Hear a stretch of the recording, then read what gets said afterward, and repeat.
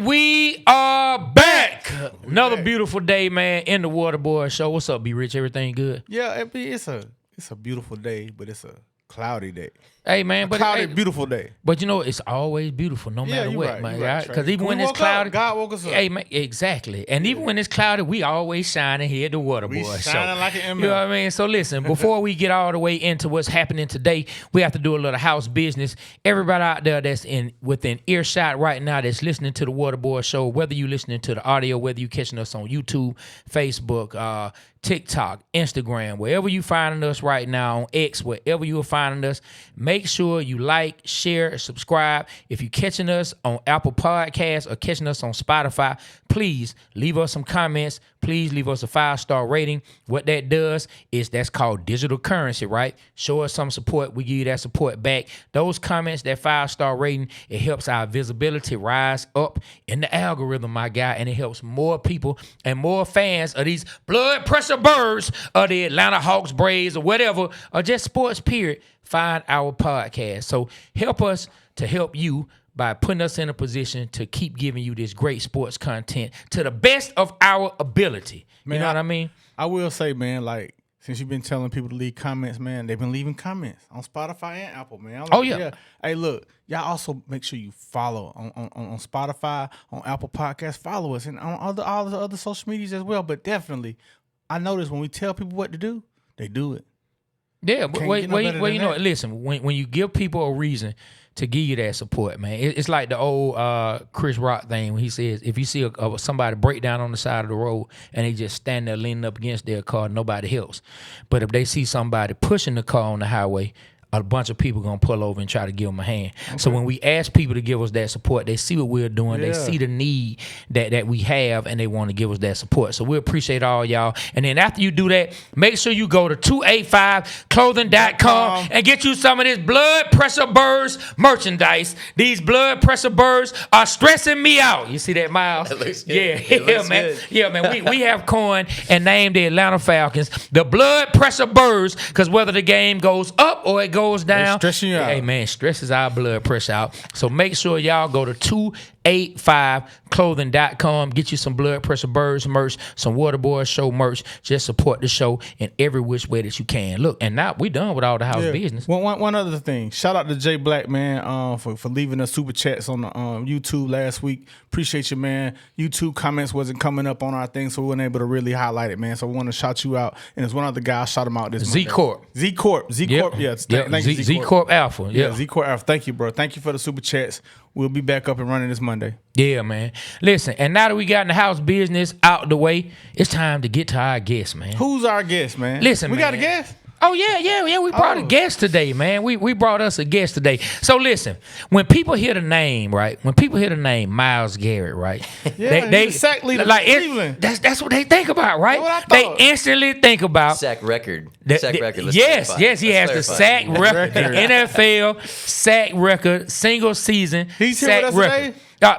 Well, you know what? He's not here with us today, but guess what? We do have the Fox leader in the best information that you can find about Atlanta sports here with us today, and it's not just one single season, all right? He always hitting us off with the real good info, so we don't have the single season sack leader, Miles Garrett, but we have one of Georgia's own, one of Atlanta's own, one of Fox 5's own greatest people giving you that sports information that you love, Miles Garrett from Fox Sports Atlanta. Give it up. Let's go. Let me ask you, do y'all still do y'all still do the it's five? in your face. Come on now. Yes, man. Yeah, we've been doing that for years. That's our brand. Yeah. Do you do any of the high school stuff? We do High Five Sports every Friday. I'm kind of the bunker guy that's sort of downstairs and kind of does the highlight reads and writes up stuff on our little brackets for playoff time. So yeah, that's our biggest brand, High Five Sports. Man, when my nephew played, my nephew is David is 38 now. He went to South Gwinnett,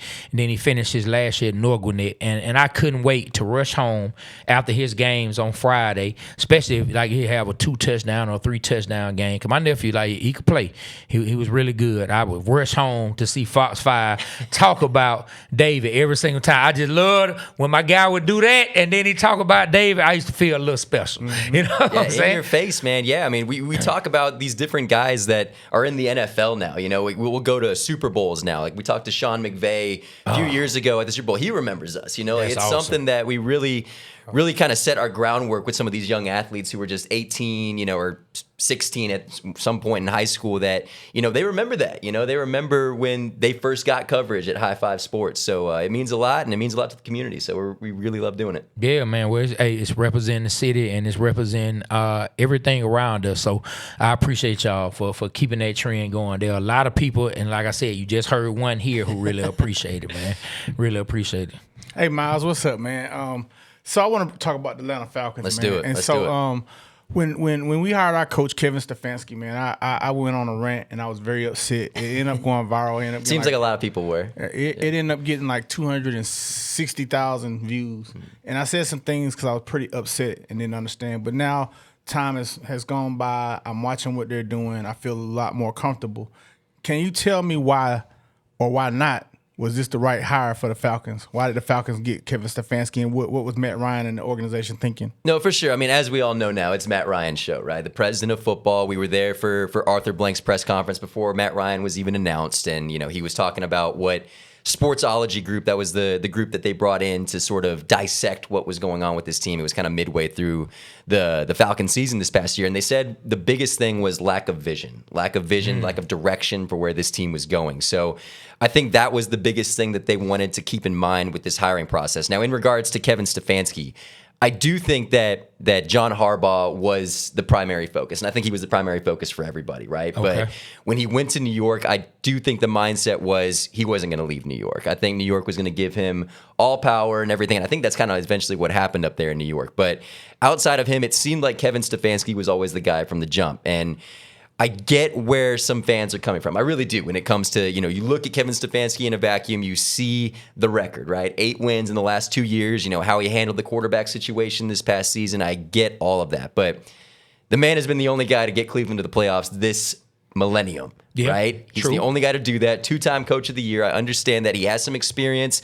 I do look at the situation he had in Cleveland sort of with the grain of salt, just sort of where he come from and what he was working with, the Deshaun Watson contract, all those different factors that were involved that kind of hindered roster growth, for lack of a better term. So in that regard, yeah, I don't think that it was as bad of a hire when it comes to you look at where he exactly was coming from. Now, outside of that, I do think sort of a bigger question mark might be Tommy Rees, the offensive coordinator, because he has a little bit of lack of experience, right? I mean, I was back in South Bend covering Notre Dame, and at that point, he was the quarterback's coach there. I was going to ask And you about that. even a lot of Notre Dame fans at that point were, you know, a little iffy at that point. Brian Kelly was the guy back then, and there were some question marks. He obviously was the quarterback there, and he you know, was sort of rising through the ranks pretty quickly, and he had his stint in Alabama. A lot of Alabama fans weren't too satisfied, I think, for lack of a better term. But Nick Saban gave him a ringing endorsement, and I think endorsements by Nick Saban certainly mean quite a bit. And, you know, we saw what he did in Cleveland this past year. Not a lot to be desired. You know, took over play calling toward the end of the season. We did confirm from Kevin Stefanski that Tommy is going to be the guy calling the plays this year, so that's going to be interesting to watch. But what I really like from what Kevin Stefanski is doing with this new staff is he's bringing along a lot of guys that are experienced in play calling. The Falcons didn't have that the past couple of seasons. You look back when Raheem was hired. Raheem had been a head coach before, but it had been a long time. And you look at the coordinators he brought on. Zach Robinson came from the McVay tree, but didn't have any offensive coordinator play calling experience. You look at Jimmy Lake. He had never done that at the NFL level. You bring in Jeff Ulbrich. A lot of success comes. He's been a defensive coordinator before. So what I like now that's not Zach Robinson, what Kevin Stefanski is bringing on is he's bringing on a lot of play callers. You know, you look at the passing game coordinator. He was up there with the Jets. He was the passing game coordinator with the Lions when they were doing really well. He has offensive coordinator experience with the Jets. And I've spoken to a lot of Jets fans about this, actually, and they say, wasn't his fault when it comes to what was going on. Okay. There. This was a really good hire. And you look at the offensive line now. I'm already forgetting his name. He's Bill Callahan, considered the best offensive line coach arguably in NFL history. You know, the Falcons have a very talented offensive line. It's a little bit older, but I think he's bringing on a lot of experience. So I think the bottom line with what he's doing for such a young offensive roster right now, they need some good coaching. They need some experienced coaching. They don't need first-time play callers, and I really like that's what Stefanski's bringing. I do think quarterback's going to be the big question mark with what this team's going to do. We spoke to Ian Cunningham, who, by the way, really like Ian Cunningham. Yeah, we're going to get into that. Yeah, we'll get into that in a second. But, yeah, all of that considered, this roster's really young. The quarterback, we're still going to figure out Michael Penix Jr.'s health. But I do like the experience that Stefanski's bringing with all these different coaches. Yeah, so you kind of answered what we were thinking about Reese bringing in experience. One other thing I do want to ask you is this.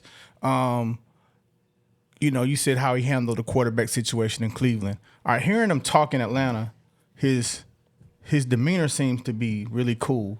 In Cleveland, you never got a chance. Well, I never got a chance to really hear him speak. Is this a propaganda by the PR, or is this really true? Is he really going to develop quarterbacks? Because our thing was, we looked from the outside looking in. When Dylan Gabriel got his first win, he didn't get the game ball. Maybe he didn't deserve it. When Shedeur Sanders won, he didn't get the game ball. Maybe he didn't deserve it. But me and Trey are big on developing the quarterback. Sure. Those are things that helps the confidence of a quarterback. So when you hear him talking, he's like, "Oh, I love those guys." I went in the extra work when the lady came on, the reporter came on, Dukes and Bell, and talked about how he worked with the quarterbacks extra and all of this. So is that really who he is, or was Cleveland kind of like just no man's land? Yeah, I saw that report. Didi Kinkawala, she's a very respected reporter up there in Cleveland, very much in the know. And frankly, I think that was a really telling interview. I listened to that interview as well, and talking about, because the whole mindset of what Stefanski was doing up there was, he's trying to sabotage these quarterbacks. He's not giving them the time. They've had no starting reps. And I hear that, but also, you look at a head coach.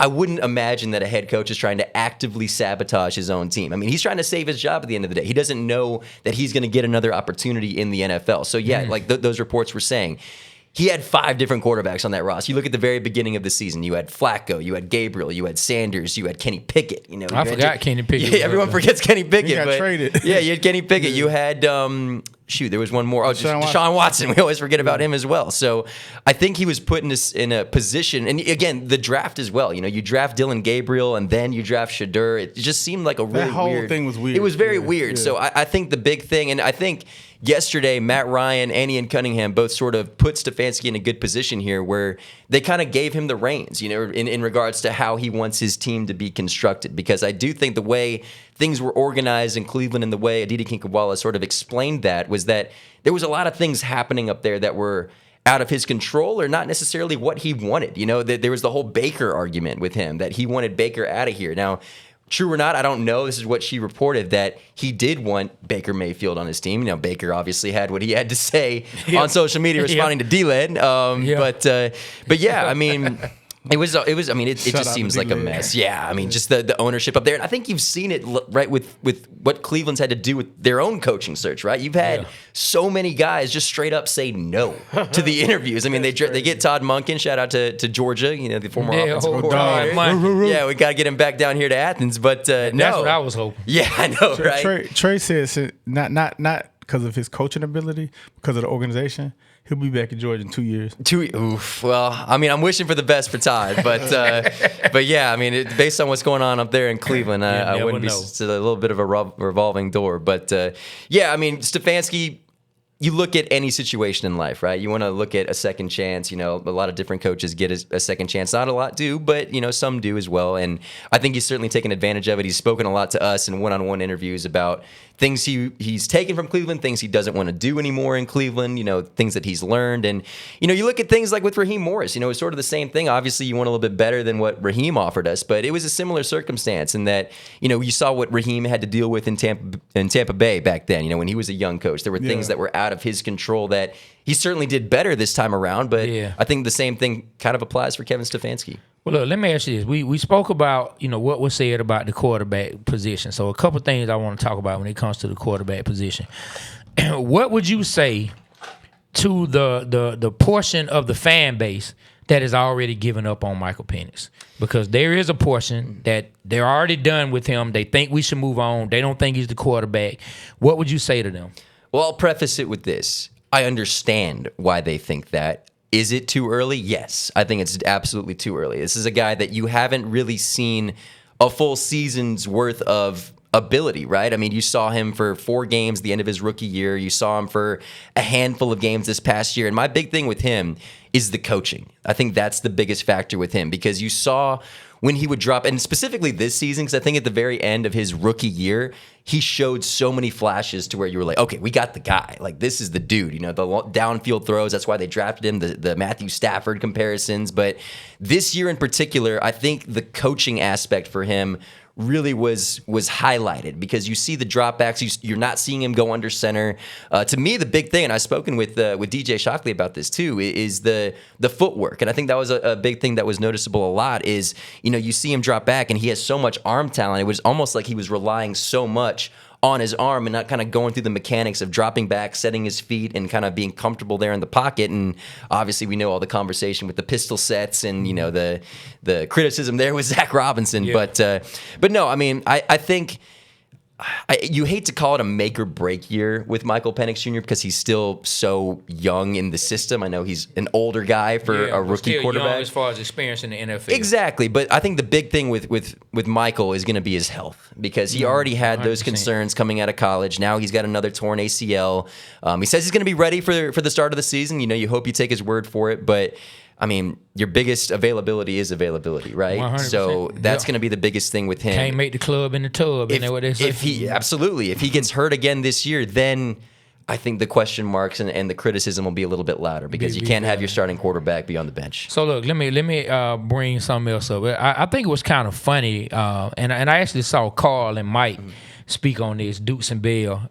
It's funny, like, what national media ran with after yesterday's press conference. It's already out there going across national media that Matt Ryan's non-committal to Michael Penix. Matt Ryan does not want Michael Penix. Did you get anything like that out of the press conference? No, absolutely not. I mean, it makes for a good soundbite, right? I was there when Mark Zinno asked that question, and it's a question I think it was a good way, the way he responded to that question, because it doesn't put, this kind of speaks to what I was talking about with Kevin Stefanski and why maybe Atlanta was an appealing fit for him with how the power structure goes. He's not putting Stefanski in a bad position with this, because if you're saying, Michael Penix Jr., we are committed to this, you are putting Kevin Stefanski in a box where you're like, okay, I got to force the issue maybe at times. I don't think that's the case. Do they want Michael Penix Jr. to work out and be their starting quarterback? Yes. Arthur Blank has made that very apparent. I think Matt Ryan has made that apparent as well. But you're also not putting yourself in a box to where, you know, say he isn't ready, and say you get another quarterback who comes in, you know, vet minimum deal, whoever that might be,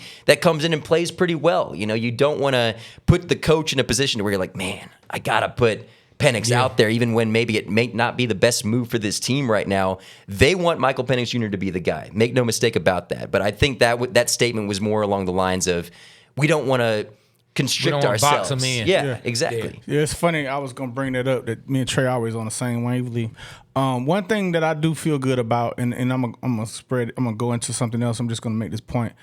When I was upset about the Kevin Stefanski hire, the positive was Matt Ryan. I'm like, I'm trusting Matt Ryan. We're doing something different. Maybe this is gonna work. Now, to what you were saying about the defense of that, I think Matt Ryan was really just like giving his approval for Stefanski to pick the quarterback he wants. I didn't take it as, oh, we don't co-sign Penix. Yeah. And I mean, what they're trying to say is, and I heard some deeper thought into it, is like, in Chicago, everybody knows Caleb Williams is the guy. In Washington, everybody knows Jaden Daniels is the guy. And they're trying to make it that, but it's not that. Like, no, Matt Ryan didn't mean it like that, and they took it out of context, and I think that's wrong and unfair. And I do want to bring up another thing to kind of help out Stefanski. Is it was a rumor that his wife was either the daughter or the granddaughter of Tim McCarver, and a lot of people in the community thought that, and it's like, oh, that's why he was not playing Shedeur Sanders or whatever. But that's not the case at all. Yeah, D-Led hit us back and let us know it's not McCarver, it's McCarthy. Mm-hmm. And so, you know, a lot of people out here that's thinking that that's not true want to debunk that as well. Yeah, I mean, you know, rumors fly, of course, and you always want to hear what you want to hear too when it comes to certain things like that. I mean, that's just the way social media, that viral posts can go sometimes. Like you said, that quote yesterday with Matt Ryan went viral, and you know, to your point, if Michael Penix Jr. was coming into this season fully healthy, I think that the answer would have been that. I think it would have been, hey, he's our guy. We're rolling with him. But a he's torn not putting no pressure on Penix. Yeah, it's or a the serious coach. injury, especially for a quarterback that has to drop back and has had multiple knee surgeries on 2 different legs now. 100%. You're not boxing yourself in. 100%. Like you said, if he was coming in off a healthy season, I don't think it would be a question. Yeah, if absolutely. he was the guy or not. Because like you said, you don't want to box the coach into a situation because once again, Kevin Stefanski on the outside looking in, I don't know what the Browns situation, but that would be a similar situation to what some people say he had with the Browns, being forced to do certain things. So Matt Ryan doesn't want to force it and throw it out there that, Mike Penix is 100% starting. Then now Stefanski, it doesn't matter what he evaluates or sees, he has to do it. I think Penix can win the job when healthy, but I like that Matt threw the ball back, volleyed it back, and said, hey, I'm going to let Kevin go ahead and serve. You know what I'm saying? I'm going to let him figure it out, and he's going to make the decision and pull the trigger on who's the quarterback going to be. But, national media, man, they ran with it. Oh, yeah. They ran, and always looking for content, Look, hey, I ran, and not just national, I ran into a couple people that I know and were like, see, Trey, I told you that Matt Ryan don't even want Mike Penix. I'm like, bro, no. That's not what happened. That's No. not what happened. You know what I'm saying? Hey, so you was talking about, I want to talk about Raheem Morris. You said something earlier.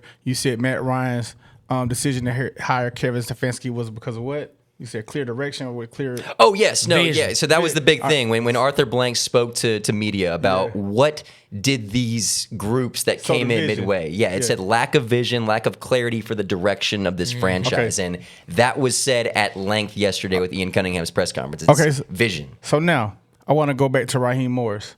All right, so Raheem Morris was 1 field goal away, a missed field goal away, or a made field goal from making the playoffs, right? I like the hire of Raheem Morris after I heard him speak. Now, I think his downfall was hiring 2 inexperienced play callers, like you said before. So, did he not have clear vision?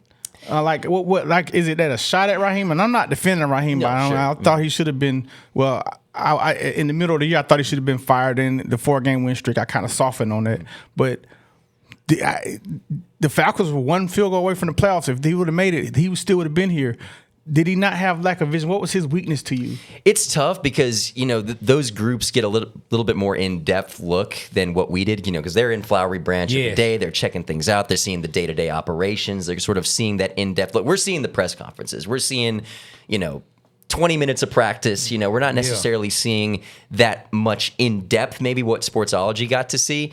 But the thing with Raheem is you have such great wins, right? You have the Rams win. You have the Bills win, where you look like arguably one of the best teams in the NFL. I remember after that Bills game, Jordan Schultz, one of the best reporters in the game, he tweeted out, he's like, the Falcons need to be considered to be one of the best teams in the NFC. And at that point, I think a lot of people agreed with him. You just took down the Bills pretty, I don't want to say easily, on prime time, but you looked like the part. But then the next week you go out and lose to Carolina, 30-0. I think it was that type of thing to where one week you look really, really good, then the next week, you lose to the Jets, you lose to the Bills, sort of just almost inexcusable type wins or inexcusable type things where you're like, man, this isn't sustainable. You can't have this sort of wishy-washy, flip-floppy thing that's going on with the franchise. So ultimately, I think that's what happened. And, you talk about that win streak at the end.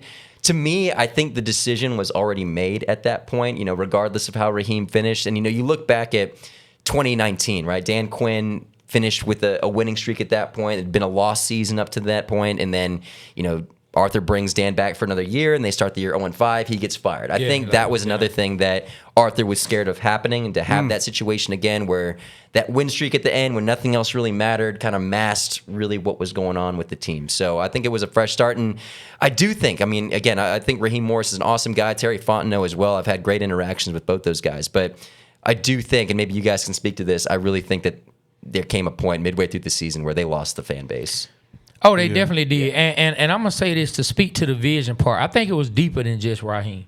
Yeah. I think it was more than just Raheem because it can be more than just the way Coach Morris was with the football team. What's the vision between him and Terry Fontenot together? How do they want to build it? And I think Rich McKay ended up catching a bullet from that as well. You know what I mean? Like he did. Like he got moved completely. Finally, like I don't know if he did that for PR purposes, but finally it was like he stated, y'all think Rich is involved? I'm gonna make sure we give him a title that he's no longer involved. I just think maybe the vision was lost just period, across how the team should be constructed, how the team should move forward, what should be done here, what should be done there. And, of course, like you said, we're not in those meetings. We don't know exactly what that is that sportsologist saw. But somewhere along the lines, for him to come back and they keep saying vision. Something has to be. But I'm going to tell you, yesterday now, if he follows through with everything that I heard yesterday, I'm seeing a vision already for where the Falcons can go, and that was Ian Cunningham. Well, absolutely, and you also look back at like to your point, what you're saying as far as the hierarchy of power. I think that was another big element of it too. You look back at what it's been the past few years with Arthur and then Rich and sort of that other group of people that maybe we don't even know what that group of people were and who was ultimately making those decisions. But I really think that the way they've organized the structure now, they've been very clear about it. It's head coach, it's GM, it's president of football, Matt Ryan, and Arthur Blank. That seems to be the direct line now, whereas before it was Arthur and it was a bunch of people. Is it Rich McKay? Is it Terry? Who's making all these decisions? It's true. Kind of the collaborative effort that they would always talk about. They definitely made it clear. Oh man, I know that's been a buzzword, but I like Fontenot, some of the picks he made, but I also don't like some of the picks he made, like the trade in the 3rd round pick for Bolden. The biggest thing with Terry, I think, that led to his demise, because you're right, he did make some very good picks, made some great free agency pickups as well. I think the biggest problem with Terry with some of his roster construction was the depth. I think that was an issue when guys would go down, there wouldn't be those guys that could step up and ultimately, it'd be the guys would step up and it'd be a problem. They'd have to kind of keep their head above water before that guy came back. So I think that was a big issue with Terry. But you're right. I mean, Terry did some great work, getting some first rounders and this, the past 2 draft classes alone, right? I mean, he got 3 guys that are all rookies essentially that, James Pierce, Jalen Walker, Xavier Watts, Billy Bowman even. Everyone forgets about him. Yeah, Billy Bowman he had the Achilles injury, but he was on his way to being up there the same way as Xavier Watts is being looked at now. And I stated on our show when Coach Morris and Terry Fontenot got fired. I didn't think at the time Terry Fontenot should be let go. I do understand the quarterback position is what got him fired. That's what I believe got him fired. Along with, now that you brought up depth, I'm thinking about what you said. I could see that playing a huge role in it as well.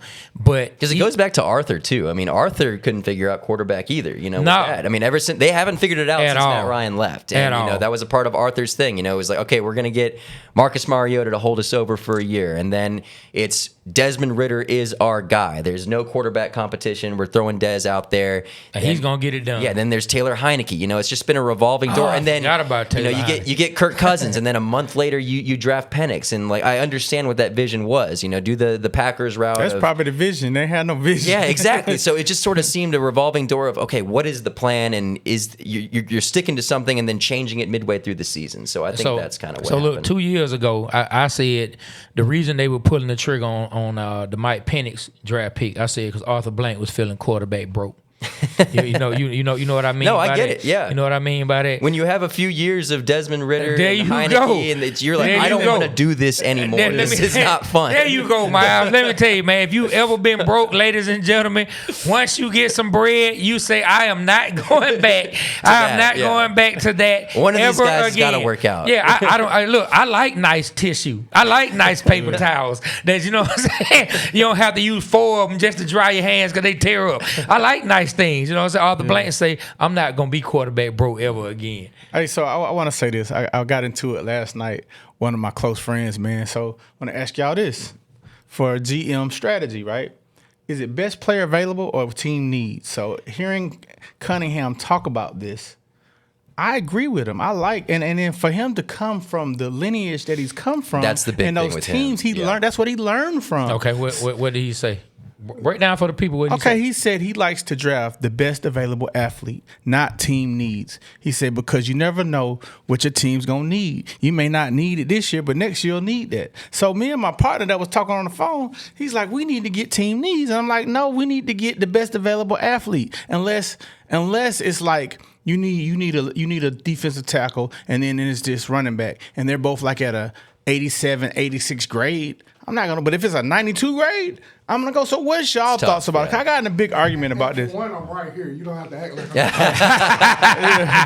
Yeah, so I got into it with Doug about this. So what are y'all thoughts about this? I mean, I like the idea of it because you're right. You know, when you talk about draft for need, and I certainly get it. You know, if you have a glaring need at, you know, you look at the Falcons, what they've done the past few years, they've needed an edge rusher. You know, that's been the thing, and they've seemingly found an answer to that. But if you have a really big hole at a certain spot, I understand drafting for need. But when you're talking about, you know, the middle rounds, you know, the Falcons don't have a first round pick this year. They only have a handful of picks.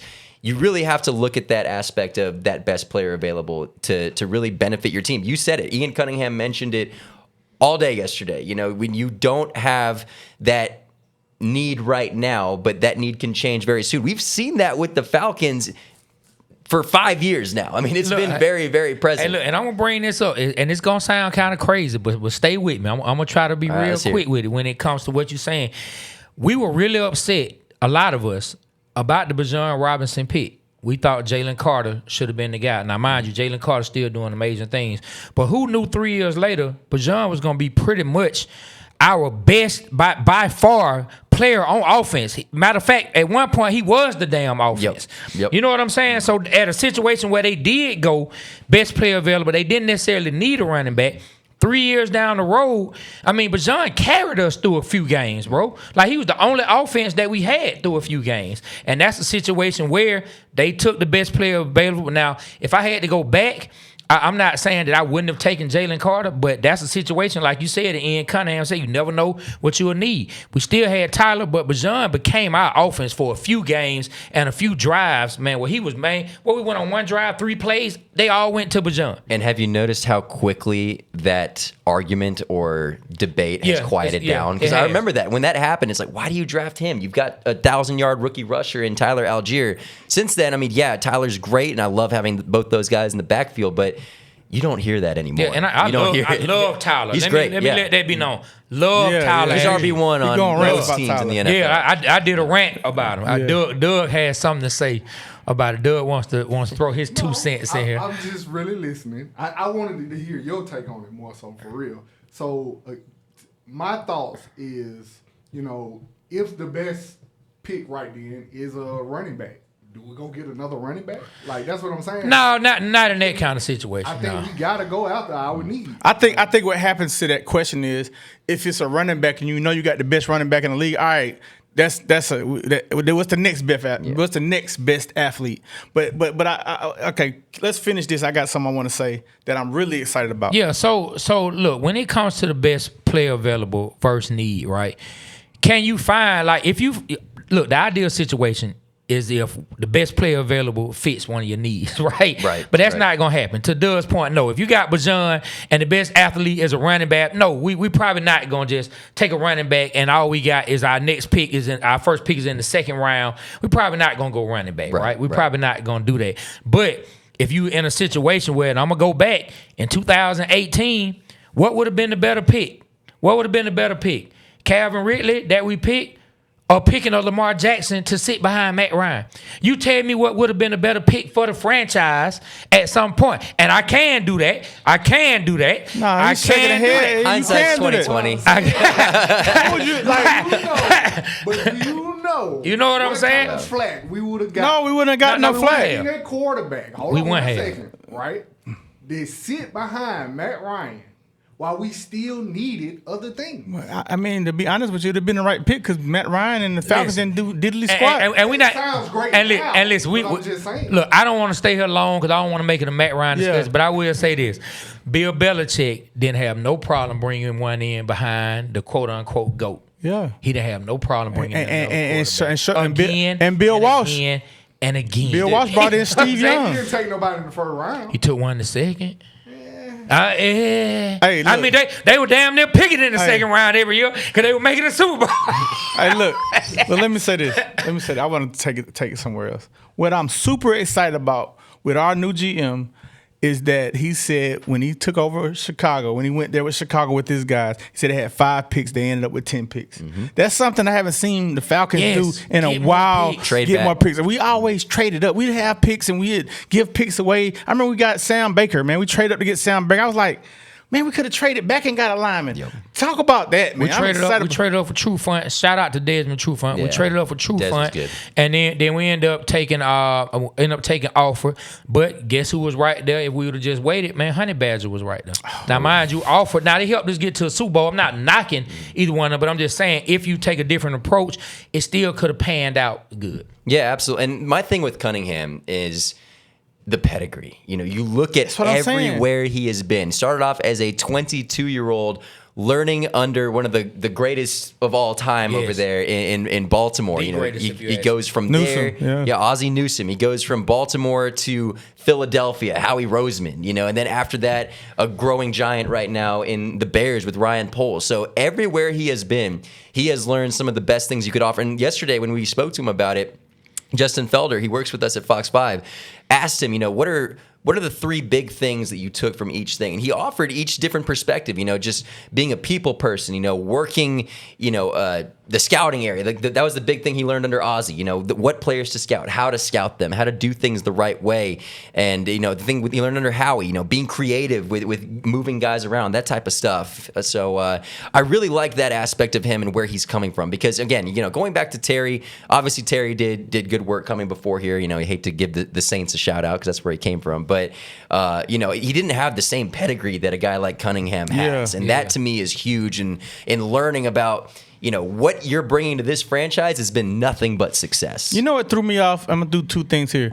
What threw me off is we hired Fontenot. He was a Saint. That never sat right with me. You know what I'm saying? Man, I wasn't worried about Trojan horse. Yeah, and so... But shout out to Kate Nellis, man. Hey, I hope they bring him back. No, I'm talking about... I like Kate Nellis. He was a Saint. I just don't like when they spy Kate Nellis. That's it. Don't spy Kate Nellis on the quarterback. Well, we don't have to go down that rabbit hole. I'm excited about this, and y'all not going. A lot of people not going to agree with me. I was excited about Thomas Dimitroff when we hired him because he had a pedigree. He had pedigree from New England. The Patriots, and I feel like this is similar. I feel like watching him, listening to him. He seems like a fun guy, no nonsense guy. Like he's from here too. Yeah, he's from Atlanta. He said he bought some shoes at I forgot the name of it. What's the name of the place, Doug? Right up the road from MBS. Freeman. There it is. Yeah. Yep. Yeah, so did you get a chance to watch the? Yeah, of course I did. I'm gonna tell you what he said. Three words, man, and maybe I get the first one wrong, but if I remember correctly, these were his 3 words. His philosophy: draft, develop, retain. Correct. Draft, develop, and retain. Draft your players, develop your players, and then retain those players once you develop. Just look at Baltimore and the Eagles, man. Yeah, that's exactly what they do. And I've been saying that people who watch our podcast, Falcon fans, they probably get tired of hearing me like raise up and prop up other organizations. But since the beginning, I've been praising the Baltimore Ravens organization, talking about how I love the way they do things, and I love the way the Eagles do things because they build from the inside out. That's how you win. Yeah, that's how you win. And then you put yourself in a position when you build from the inside out and you able to draft, develop, and retain your own players. When you get a nice nucleus, then you can go ahead and swing for a home run and bring in a Roquan Then Smith. Players want to come play for you. You know what I'm saying? That's a big there thing. you go. Yeah. Like I said, you can swing for the fences, bring in a Roquan Smith to be your middle linebacker. Then you can go ahead. Be fun. You know what I'm saying? Then you can give up some draft picks or go in free agency and then kick some money to a Saquon Barkley. You know what I mean? Because you have players across that you've drafted, you developed, and you have retained. So I'm excited and hoping Ian Cunningham brings that same philosophy. Don't give up picks. Get as many picks as we can, but then make it count with those picks. I think our first pick, he's gonna trade back. We're gonna get 2-3 more picks. I wouldn't be surprised either. That was especially with how he said that in that press conference. You know, talking about assets and draft picks are your assets. He says like money. Oh yeah, it's like money, man. Yeah, you got to get a lot of money. Yeah, why not? He didn't say money. He said another word. I can't think of the term he used, but it was basically money. Yeah. Well, TD, boy, Thomas currency, Dimitroff, boy. Currency. Yeah, he said it was currency. Yeah. Thomas Dimitroff was BMFing that thing back in the early 2000s. He was making it rain. He was making it rain. He was throwing the currency. We need Julio Jones. Here's everything. Hey, we need Julio. I'm about to make it rain with draft picks. Everybody get a draft pick. But I mean, the Julio draft pick wasn't that works. bad. It works. Yeah, it wasn't that bad, Seems man. like things work when we do some stuff with Cleveland, by the way. Kevin That was- Stefanski, Alex Hey, Mack. hey, I'm Alex just Mack, saying, Super Kevin Bowl. Stefanski. I'm just saying. All right, Hey, let's hope. hey, he put something there. Just saying. And Miles Garrett. Miles Garrett, I'm here. Season all the way around. There it is. Hey man, Miles Hey, Miles Yeah, Garrett, something in the water, Miles yeah. Garrett has put it on the record that hey, Cleveland is gonna be the reason we're gonna win the Super Bowl. It's always something positive. They got us to the Super Bowl before, and we're gonna get to the Super Bowl and win now. Hey, man. Because Miles Garrett, Give me a tryout. Let's Hey, go. man. Let's go. Who the Braves beat for their first World Series? Cleveland. There we you go. go. I'm just saying. Let's go. Hey man, this There you go. Some this some Twilight Zone type ish, man. What in the heck Hey, is hey, wrong with Carson Beck? That's our little saying here on the show, man. Anytime Carson would mess up, that's what I would say. What the heck is wrong with Carson Beck? We made it a thing, man. So look, he actually said that at the right time because I did want to start talking about the big G on the helmet, man. Man, so do you think this is one of Kirby Smart's best coaching jobs this past season? I think so. Everyone gave Kirby a bunch of hell this past year with what he was going through. And obviously, Mike Bobo, that's another discussion as well. The dude was a finalist for the Broyles Award, by the way, best coordinator in college football. So I do think, while yes, I understand some of the criticism with Bobo and his play calling, dude was still putting up a lot of points this year, especially with a very, very young team. I don't ever criticize Bobo. A lot of people do. So yeah, that's a I big know. thing. I know I Bobo gets a lot of criticism. And again, sometimes it's fair, sometimes it's warranted. I understand that. But with how young and inexperienced this team was this season and some of their wins, you look at Tennessee. I was at that game. That was a game where fourth quarter, I was like, it's over. Like, they're not winning this game. I felt the same way. Yeah, I was like, it's over. And that's when I said Gunner's ready. Yeah, after that game, I was like, okay, this team can beat anybody. If they can come back and win a game like that, then I have no doubts. But I was a little surprised they ended up losing to Ole Miss the way they did in the Sugar Bowl. I do think there was some questionable play calling a little bit at the end there. But to answer your question, based on everything they did this year, going into that Sugar Bowl, everything that they were doing to that point had been incredible. Man, I mean, the SEC championship Yeah. game. After that game, I was like, this team might damn near win the Man, national it's- They championship. had that time off, Miles. Yeah, that yeah. time and that There's one quarter something to to that. that. I think that There's month something off to hurt. Trey, it was one man that beat us, man. That quarterback. If it Trinidad, man. if it had been any other quarterback under center that couldn't scramble like him, Yeah. we would have won because he called the right defensive plays, man. Any other quarterback would have been snuffed. You got to give it up to Trinidad. No, Chambers. no doubt. Oh No yeah, doubt. definitely give it up. So Fox 5, you said, is the official station for the Bulldogs. Yes, sir. Give us some insight about the dogs that we don't know, man. Give us some stories, man. Let's see. Oof, man, put me on the spot. I got to think of some stuff here. Well, I'll say this: the players aren't as. Gosh, I'm trying to watch my words here. Gotta be careful say it, here. man. But no, I mean, Kirby. I'll say this: Kirby runs that ship like a CEO. There's a reason why he's as successful as he is. Everyone from this Saban coaching tree, I've seen sort of mimic some things that he does, but Kirby is probably the guy that does things almost to a T the way Saban does. Just the way he runs his program, a tight ship. He's in and out. When we do our one-on-one interviews with him, he's in there, he's out of there. He's trying to get the next recruiting trip going. Like, people don't understand how hard this man works.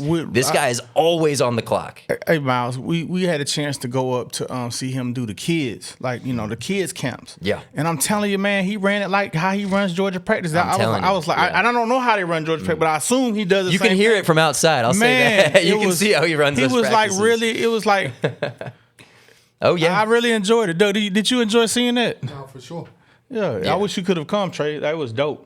I do think my favorite stories with Kirby and Gunner is the fact, because first of all, with Gunner, you're not going to get more than one sentence out of him when you hear him talk. Okay. Gunner is a very, very quiet guy. It's really tough to get a soundbite out of him. Nice kid, I love him to death. But it is really interesting when you hear maybe why Kirby likes Gunner so much, because he's the son of a coach. Down there in Rabun County, a lot of connections there with Bobo and Kirby.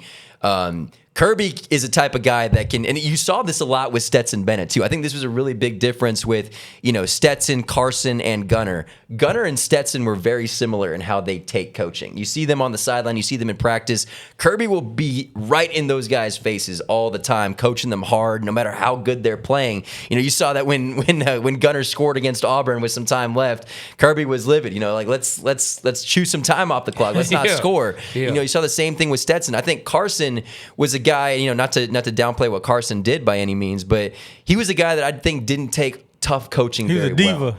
So what you I'm not said? gonna say Miles that. Garrett I'm not said gonna that say Carson that. Beck is a diva. I'm not going to say it. All right, gotcha. But I'm just saying that I think that Carson didn't take tough coaching as well as maybe Stetson and Gunner did, which is why I think Kirby really pushes those guys and why the team kind of gravitates around those guys really well, because they respond to good coaching. And Kirby coaches all those guys like that. He's very tough. He's very, demands excellence out of all these guys. And I think that's why they are so good from top down from a depth perspective, because all these guys, doesn't matter who you are, first string, second string, third string, they are getting that tough coaching every day of the week. They say the practices are harder than the games, and you see that. Yeah, so let me ask you this. Now, I know we haven't even made it into the spring yet.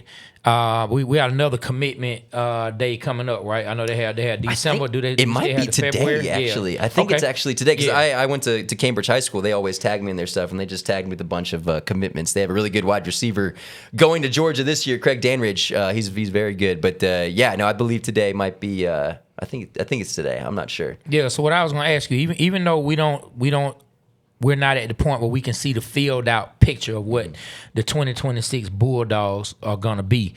Just with what's coming back, with what is coming back, and what they've done already in the portal, give us your way too early expectations for 2026. I think they're going to be better. I really do. It was a young team, right? It was a very young team last year. And I think the biggest thing that fans will notice this year will be the change, or more depth rather, of the wide receiver position. I mean, last year you saw, again, we haven't seen it since, Ladd McConkey left, since Brock Bowers left. Sure, they've had some good guys. Oscar Delp certainly performed very well. And, you look at another guy like London Humphreys that's picked up the slack a little bit, but you've got some dogs, for pun intended there, coming into this group. CJ Wiley coming out of Milton, he was redshirted last year. He didn't really play a whole lot. He's a dog, 5-star guy. Ethan Barber, the tight end, broke his foot last year. He's supposed to be a big-time guy.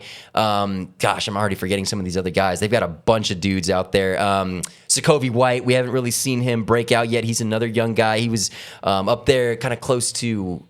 where was he coming from? He's up there by Cartersville. Okay. But Rusty would know all about these guys. Rusty Manziel. Yeah. Shout out Rusty. Shout out to Rusty, man. Manziel, No one knows more about high school football and the Georgia Bulldogs than Rusty Manziel. But all these guys are coming in with some experience under their belt. Gunner now has a full year under his belt. And you look at the running backs, man, Nate Frazier is really, really good. No, he is. I'm tired of people sleeping on Nate Frazier, man. Nate Frazier is very, very good. And you look at some of the guys behind him, Bo Walker, another guy that's coming in. Who we were excited about because of the name, Bo Walker. Yeah. Bo Jackson, Herschel Walker, and one. Yeah, it's the perfect running back, right? Yeah. So yeah. But look, I'm glad you spoke on the running back position, because I have been one of those who I have been saying the Georgia running back position, at least from what I've seen, is not what we have been accustomed to. Yeah. Usually you've seen that one guy. Yeah, tell me where I'm wrong. Tell me where I'm wrong when I say, man, we what happened to the days of the girlies and the Chubbs and those, tell me the guys who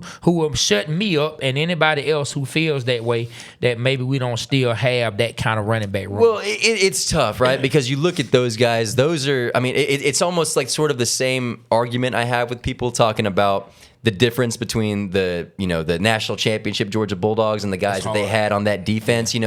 Nick Chubbs don't grow on trees. No, they don't. Todd Gurley's don't grow on trees. Even when Chubb was there, he was splitting time with Sony Michel. Yeah, he was.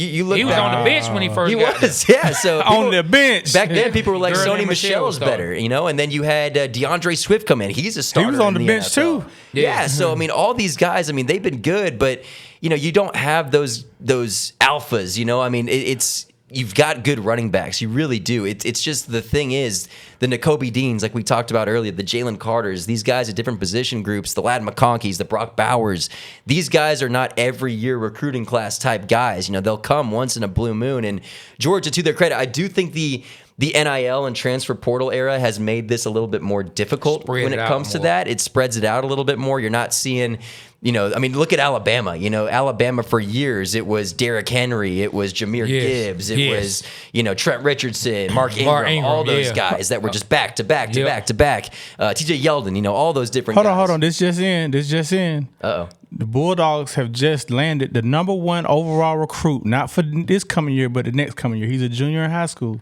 He's the #1 back. What's his name, Doug? Keeman Spell. Yeah, so with that, there you go. Yeah, he did, but I'm gonna be honest with you. I don't even I don't count them. Why? I don't count them to their own campus. I don't even care about that like commitments and stuff. I don't even care until their own campus. I was about to say, in a uniform. You have decommitments now quite a bit. So let me ask you about this guy right here. Tyreek Boogie Green. He won the state championship. I covered that He state said he's championship. going to come on the show. Tell us about him. What, Buford?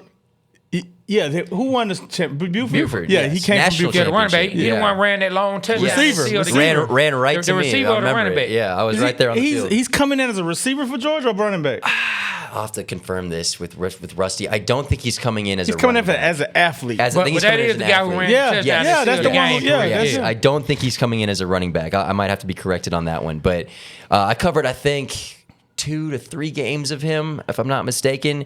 But he's a guy that you look on the field, when you see him play, Buford, they could damn near probably beat most, or not most, but they could beat the Falcons this year. A few college teams right now, for being honest. I went to Elon University. They could probably beat Elon University right now. So awesome stadium. When you see a guy that pops out of a team like that, Green right here, I mean, it's like the same thing with Buford with KJ Bolden. I got the same feeling with him when you saw him that popped out. KJ Bolden. Bolden can definitely play. Don't want to give Dylan Raiola a shout out as much, but KJ Bolden was a guy with Buford that you saw when both those guys came together. Originally committed to Georgia, not counting Dylan Raiola there.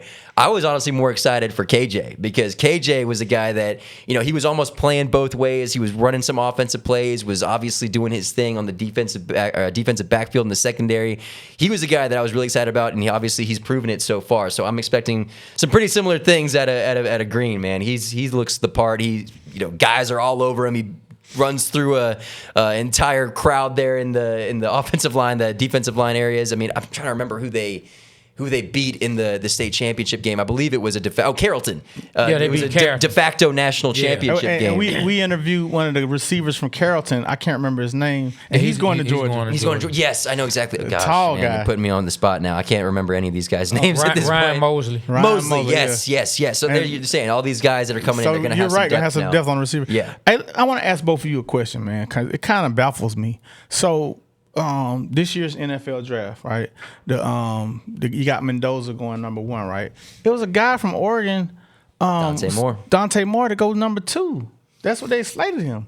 Definitely a first round pick, definitely maybe a top 10 pick, and he stayed in college. That's kind of weird to me. Can y'all speak on that? It was kind of weird, but I don't think it's weird anymore with this NIL era. He is up there at Oregon with all that Phil Knight money with Nike. Up there with Nike. And he right up there. Where is he slated to go? Jets. There you go. That's what I think. There you go. I think that's also another But it's the factor. #2. Do you think is it Look what happened to Sam Darnold at #2. Went to the Jets. Went to the Jets. Cast him aside. Now he's in the Super Bowl. I'm not saying that's what happened or what's going to happen with Dante Moore. So is the Jets that bad of an organization, guys? Man, the Jets didn't have. Do you know that the Jets didn't have a single interception all of last year? All year. And the Falcons lost to him. I don't think you could do that if you tried. But they tried. It happened. They must have tried. They didn't have a single interception all year. And Aaron Glenn's a former defensive The only reason I back. know it, I heard some people talking about it on the radio. I was like, hold on, I got to look this up. They didn't have a single interception. That's crazy. All year. But look, I want to ask this question about Gunner. Like, for the people out there, if you've watched Georgia, you should be sold on Gunner right now. I came into last season, I wasn't sold. Gunner made me a believer. I'm gonna be honest with you, I wasn't either. Yeah, okay. Well, I'm sure Gunner shut all three of us up. So tell us what you're expecting to see from Gunner's game that elevates even more coming into his second season as a full-time starter. Well, my thing was, especially at the beginning of last season, he didn't look as comfortable. He didn't look like he looked. My big thing with him is when you saw him play, he almost looked like he had a little happy feet, like he was ready to. And he has this talent, like he has the talent to scramble and to make plays out of nothing. But to me, when I saw him, first read wasn't there, second read wasn't there, he'd take off, and it would work sometimes. But maybe sometimes against the good teams, it wouldn't. I think toward the end of the season, he really started settling down into the offense. You saw you run and just get hit and throw it. Yeah, and man, did he get hit. I think that was something with Gunner, is that he's taking some hits, man. And he'd get right back up. I've never seen a guy take the amount of hits that he's taken or the level of hits that he's taken and just pop right back up. So I think that he's going to be a lot more settled into the pocket now, and he's got some guys who are a lot more experienced now at the wide receiver group, some young cats who can really make Gunner look a lot better, obviously, when you're down there, in shotgun, throwing the ball, spreading the ball downfield, and you have that threat of an experienced rushing attack. I think the big thing with Gunner is he's just going to look way more comfortable back there. I think, like I said, at the beginning of last year, he just didn't look that yet, and it's hard to blame him, right? First time officially the starter of this team, and, came in at the end of the season before that. So I think that's going to be the biggest thing. You know what I'm saying? So we got this thing called Be Rich, Be Knowing. Okay. Be Rich, Be Knowing that Gunner Stockton is going to be in the finalists for the Heisman Trophy. He may even Wouldn't be surprised. I'm saying that right here. Wouldn't be surprised. Now. He may win the Heisman Trophy. Be Rich, Be Knowing. Mark it. Write it down. Write it down. Okay. All right. Okay. Okay. I'm sensing some doubt on this side of the table. No. And the reason I'm saying, I give you my reason. I'm not down it. I'm down him saying it, but I'm not down Gunner. But what I'm trying to say is this. You know how much confidence going into the offseason, how he's feeling? Oh, yeah. No doubt. He's like, I beat this. He going to come in. Keep in mind, he was in the Heisman race for a good majority of this season, So too. now, you say he has depth at receiver. He does. He has some dogs coming in. Still has tight ends. Got tight ends.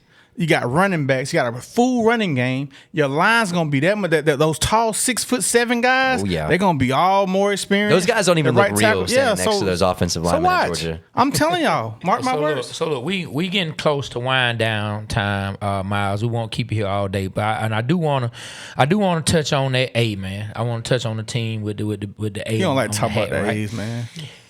Huh? You don't like to talk about the Braves. Who don't like to talk about the Braves? You don't. Okay. All right. Tell me who all on the roster right now. We got Ronald Acuña. Okay, we got you started right there, Ronald. We got so that's all you know. you can't even say the man's name. All right, Miles, let's go here. Spencer. God damn. He tried to make me look bad and look crazy. Hold on, man. We got the catcher who won Rookie of the Year. Drake Baldwin. Yeah. Say his name. We got Albies. We just signed a shortstop that we really didn't have a shortstop last year. Not for a few months, by the way. Broke his hand. When? Did you not see that? No. I believe he went back home. I don't know if it was Korea or Japan. I might have to be corrected on this one, but slipped on some ice. Broke his hand. Yeah, right. He's gonna be out he for a punched few somebody. months. He got a big contract. It's the Braves injury luck, man. It happens every year. We got Polar. There go that ice again. I saw him. Ice trade, ice. So look, I want to ask you this, and I don't know if you think this is a tough question or not. What do you think was the hardest World Series championship to win for the Braves? The one in the 90s or the most recent one?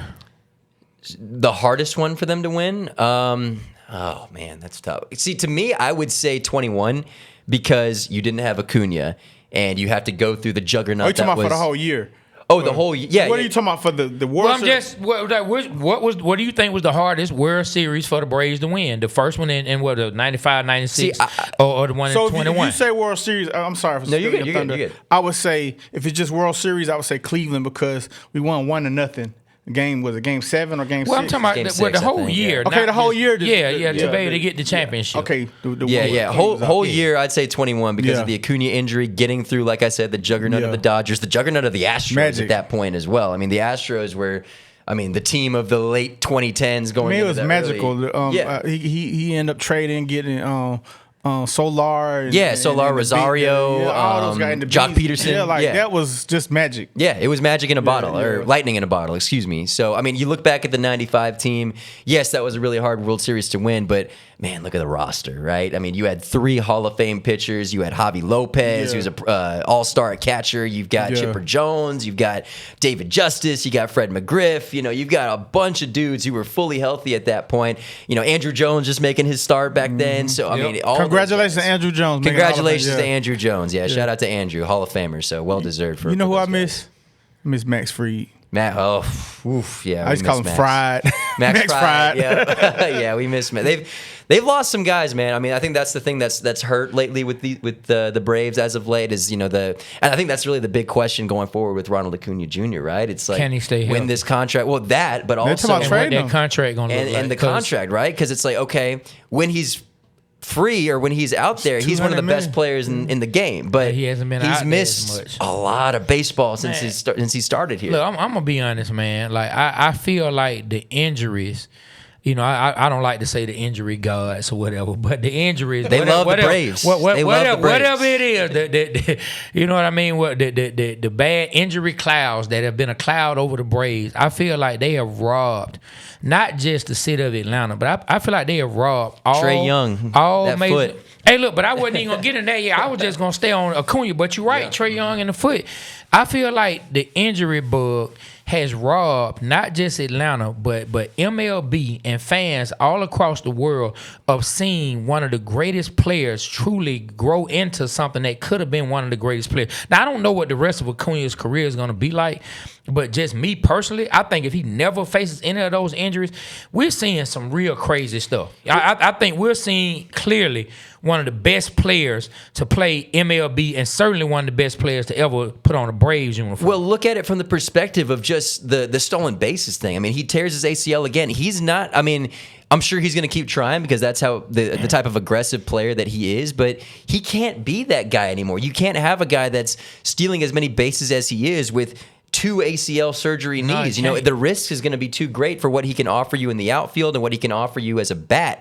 So, yeah, I mean, think about a guy who could be a 40-40 player every single year if he doesn't have those injuries. So it's tough. Like I said, like just as MLB fans, period, I do think that we have been robbed somewhat. Now, there are many players who have been hurt along the years and the decades of professional sports that we can Mike say. Vick gets on the cover of Madden and the knee goes away year one. I mean, obviously his game didn't go anywhere, but still, you know, that's another year of Mike Vick that was robbed. Yeah. Let me say this before we go out. The Atlanta Hawks.